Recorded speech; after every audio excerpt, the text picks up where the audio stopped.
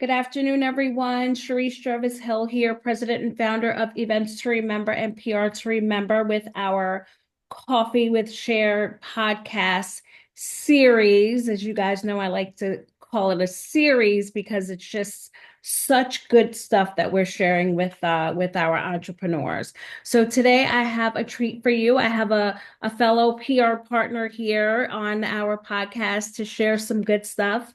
Amore Phillips, CEO and Director of PR at Apples and Oranges Public Relations. Hello, Amore. How are you this afternoon? Hello, how are you? I am good. I am good. So we always start with our little afternoon cheers. So Sure. cheers to you. Cheers. What's in your cup, Amore? Anything exciting or just some good old coffee or tea? Are you hydrating? What's in your cup? Hydrating is just a little tea. Okay, good stuff. Good stuff. All Mhm. right. So, Amor, let's get into it. So tell us a little bit about your company and tell us how you got started. So a bit about my company. AOPR is a strategic communications and event experience agency. Mm-hmm. And how I started back in 2008, I was working in the architectural and design industry, but prior to that, I worked in entertainment and also fashion. Mm-hmm. And so during that time, the agency or the company I was working with, they downsized. And so I decided to, instead of getting in the unemployment line, well, I did that, but then I decided to reach back out to some of my connects in the film and fashion industry and ask them if they wanted me to help them plan any events or anything like that. And so as a result of that company that I was working with downsize, it led me to start freelancing with some people that I've worked with before. And I did that for a couple years. And then after that, I launched the agency in 2010. And it's been, uphill ever since. That's amazing. It's so funny. Like I'm in the events and the PR space as well. And Mhm. my story is kind of similar to yours. For me, it was more of after 9/11 with Mhm. no one wanting to travel. I had just had my second daughter, and same thing. I was laid off and home and had so many connections in the industry and kind of tapped into that. And then a few years later, Events to Remember was born. So it's just so funny how you take that negative and you kind of spin it into a positive. So Yes, absolutely. love that. All right, so tell us a little bit about apples and oranges. Like what sets you guys apart from others in your space?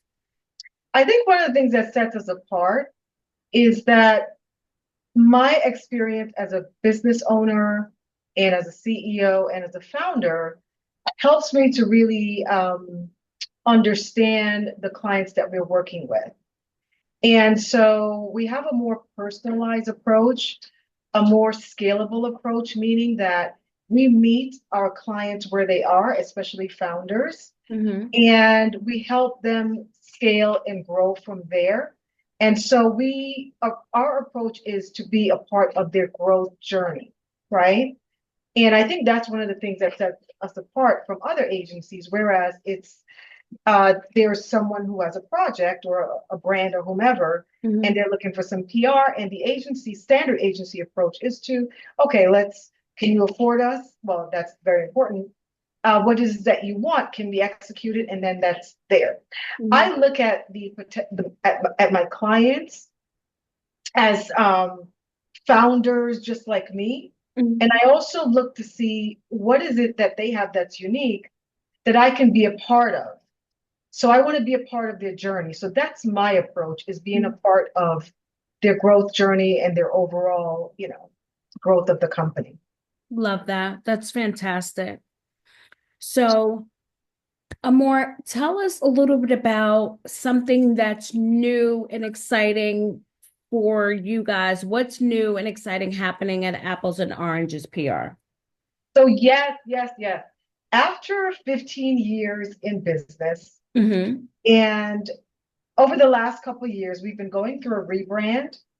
And so the rebrand is also a repositioning. So that's really exciting. We've been working on it for a while. It took us maybe a year to come up with the new logo. Mm. And that is very, very exciting. Also, we have a couple of new international partners that we're working with, one out of Spain and one out of Dubai. Oh. And our position with our network partners is that they have clients that want to build awareness and enter the US market. Hmm. And so we help them be strong in that area. And then if they have UAE or European clients that want to come in, or if we have, I'm sorry, clients in the US that want to, gain a presence in Spain or somewhere in Europe, Hmm. they're our partner to help lead that project.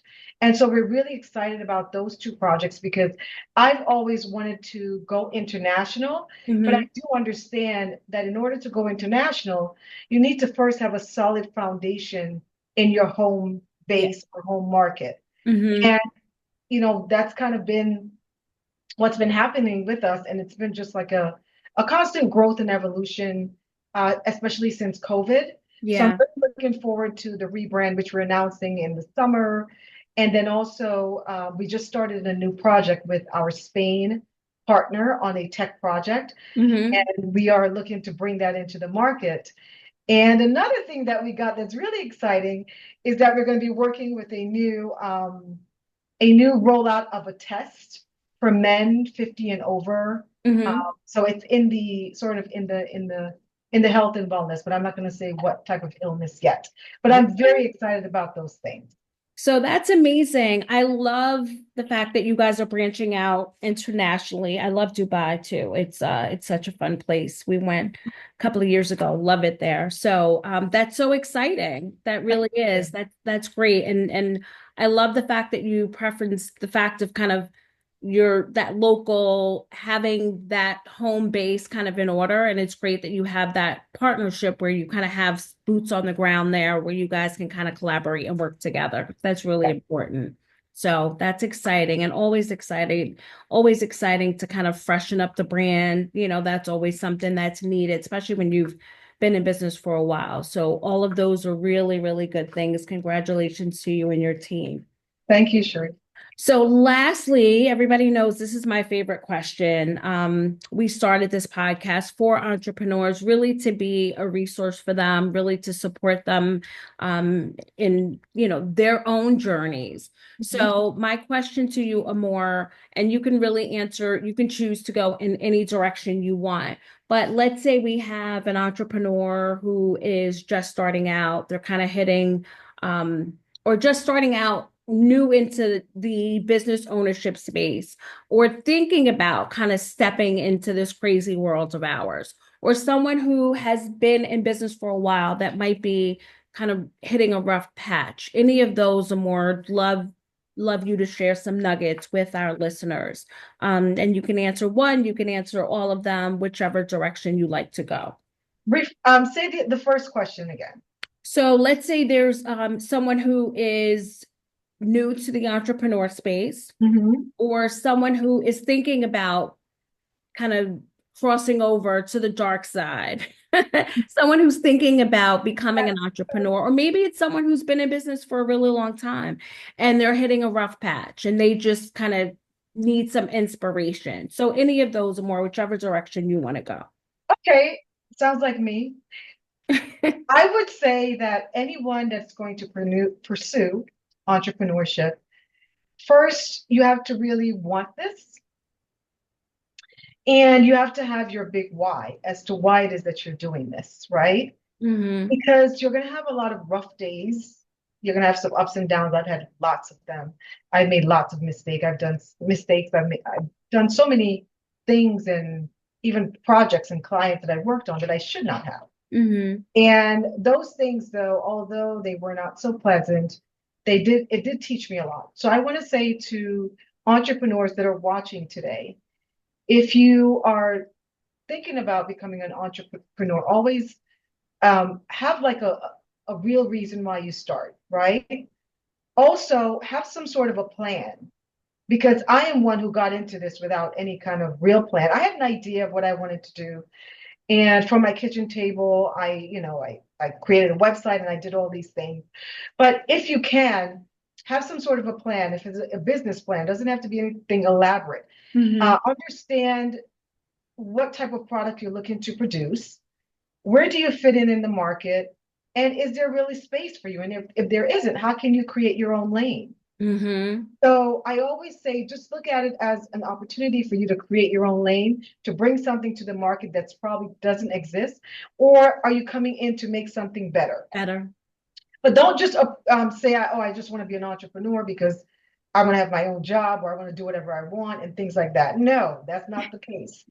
You have your clients to answer to, and since you don't have a regular job like everyone else, you need to still pay the bills and things like that. So every day you still have to be accountable. You have to be accountable for your time, accountable to your family because they are depending on you, be accountable to the employees that you have, and most of all, being accountable to yourself. So entrepreneurship can be rewarding. For me, it's great. One of the things that I've been able to do is once a month, I want to be in a different city or state or whatever. And because I've created this opportunity for myself, I can be wherever I want and then still work, still enjoy another state, enjoy Hmm. the sights, and still work because Yeah. I am my system is so tight, my infrastructure that I can like do a lot of the things from my mobile phone because Hmm. of the way my CRM and my processes are set up. And speaking of processes, businesses grow and run on processes, not necessarily people. Love And that. That's a think, great nugget. Love that. yes, think Continue. about all the big companies that we know. They run on processes and systems. If Hmm. somebody's out today, the company continues. Yep. God forbid something happens to the CEO, business as usual. Yep. If you don't have those things in place, and it can take a while to get to that, because it took me almost 10 years Hmm. to get that in place, the company needs to also be able to run without you. Unless you're like a just a general consultant, maybe providing, you're an accountant or something like Yeah, like that. a Even solopreneur. then, Hmm. you still at some point you're going to grow, you're going to evolve, and there's going to come a time where you don't want to be doing the day-to-day things. You want to work and build relationships and expand your company. And so really think about systems and processes. If you don't have that in place, I would say you want to really work on that. Get a good CRM, get good processes, find a really good tech person that can help put those things in place. There's tons of CRMs now but you can't just do email and spreadsheets and Word documents anymore. Yeah.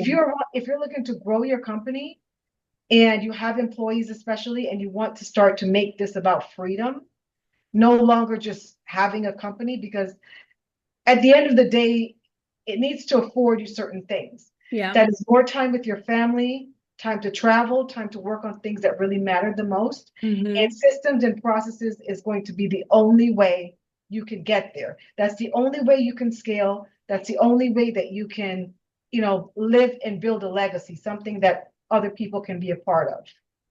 I love that, Amore. You gave such great nuggets. Thank It's you. there's a quote that I love, and I can't remember who said this. I'll have Mhm. to look back, but it's such a great quote. It says, entrepreneurs live a few years of their lives like most people won't, so that they can Yeah. live the rest of their lives like most people can't. And the fact that you just Is talked that Les about, Brown? I can't remember who. Les Brown says, um, be willing to do the things that others will not do in order to have the things that others won't have. Or it's something like that. Something, yeah. So they're kind of in the same, Yeah, yeah, fit in the yeah. It same reminds me of space. the Les Brown quote. Yep, Yes. yep. So I love the fact that you talked about being able to run your business from different cities, going to different places every month. And it really is about the systems. So Yeah. thank you for sharing those nuggets, and obviously too, leveling up, having a CRM and having these different tools that really help you do your job. So thank you for sharing these nuggets with our listeners. And where can everyone find you? Give us your website. Sure. So I am very active on LinkedIn. So you can find me on LinkedIn, Amore Philip. You can Okay. also find me on Instagram, the iconic Amore, or just type in Amore Philip, you'll find me there.